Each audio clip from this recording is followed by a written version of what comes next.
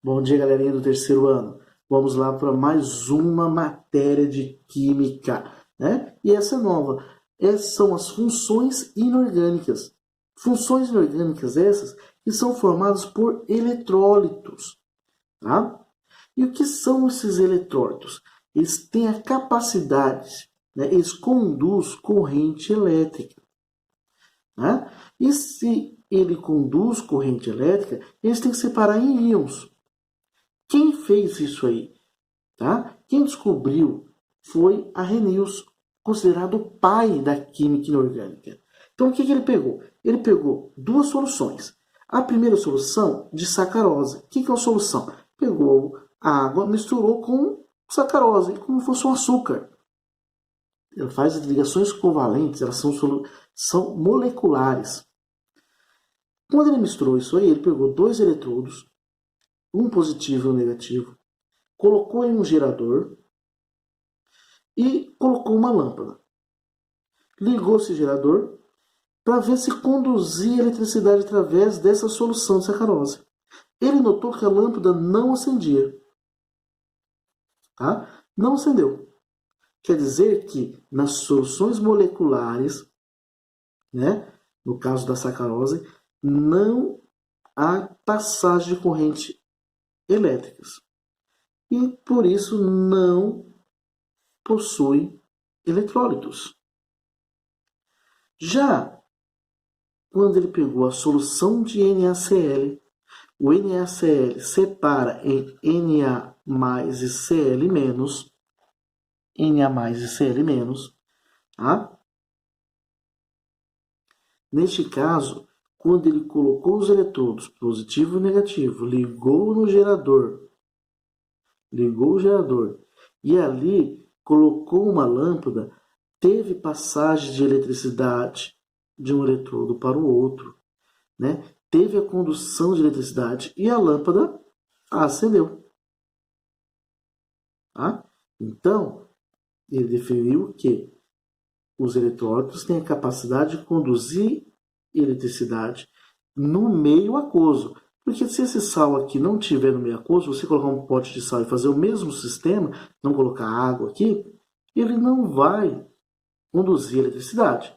Só conduz eletricidade se for no meio aquoso. Tá? Aqui eu tenho um exemplo de dissociação e ionização. Tá? Aqui. Então, o que é esse exemplo de dissociação? Dissociação é quando eu tenho lá uma substância iônica.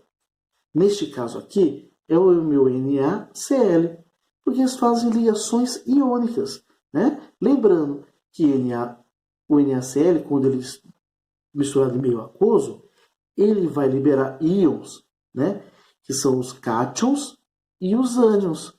Positivo, cátion e ânion negativo. E quando essa água evaporar, eles voltam novamente na forma do sal.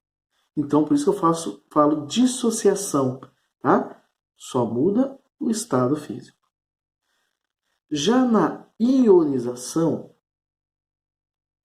acontece com substâncias moleculares com presença de eletrólitos. Substâncias molecular com presença de eletrólitos. Que substância molecular? Neste caso aqui, eu tenho hidrogênio e Cl, o HCl, o ácido clorídrico. Esse hidrogênio e Cl, eles fazem ligações covalentes. E se ele faz ligação covalente? Porque ambos são A metais, só que o hidrogênio é positivo, né? E o Cl é negativo. Então, como eles fazem ligações covalentes, eles são chamados de moleculares. E aí, quando eles ionizados em meio aquoso, eles se dividem em hidrogênio positivo e Cl negativo. O hidrogênio positivo é um cátion, chamado de hidrônio. e o Cl é um ânion. Então, na ionização, acontecem substâncias moleculares que formaram por ligações covalentes. Não se esqueçam disso. Tá? E na dissociação, são dissociação de substâncias iônicas. Tá? Iônicas.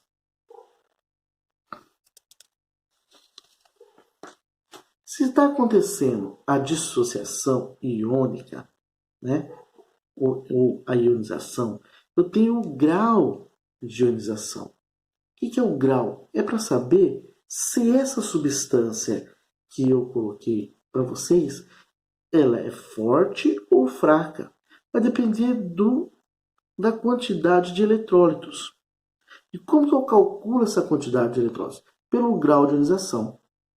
Né? Pelo meu símbolozinho aqui, do alfa. Então vai ser número de moléculas ionizadas, porque nem todas as moléculas, quando você coloca lá para dissolver, vai ionizar. Número de moléculas dissolvidas, tá? Ou NiND. Quando você pega, observação, né? Varia de 0 a 1 ou de 0 a 100% isso aí. Quanto mais próximo ao 100%, mais forte. Quanto mais próximo a 0, é fraco. Tá? Olha lá, próximo de 0, eletrólito fraco. Próximo de 1, ou 100%, eletrólito forte. Exemplo, HCl, que nós vimos lá no exemplo passado. Ele tem um grau de ionização de 0,92. 0,92 vezes 100% dá 92%. Está próximo de 100. Eletrólito forte. O cianeto, né, além de ser tóxico, mas ele é considerado fraco. Por quê? Ele tem um grau de ionização de 0,08 vezes 100 é igual a 0,8%. 0,8 é próximo de 1. Né? Próximo de 0 aqui, ó. Né? E aí ele é considerado fraco.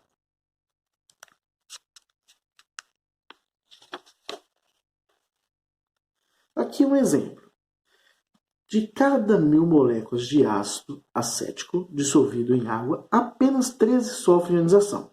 Calcule o grau de ionização, né, pelo meu alfa, e classifique quanto à força. O que eu falei? Número de moléculas ionizadas pelo número de moléculas dissolvidas. Ionizadas foram 13 moléculas. Dissolvidas, 1000 moléculas. Dividir deu 0,013. Vezes 100, 1,3%. Está próximo de 100%? Não, está longe de 100%. Então eu falo que ela é fraca. Tá? Era isso por hoje. Espero que vocês tenham gostado. Assista o vídeo. Beleza? Uma boa quarta-feira.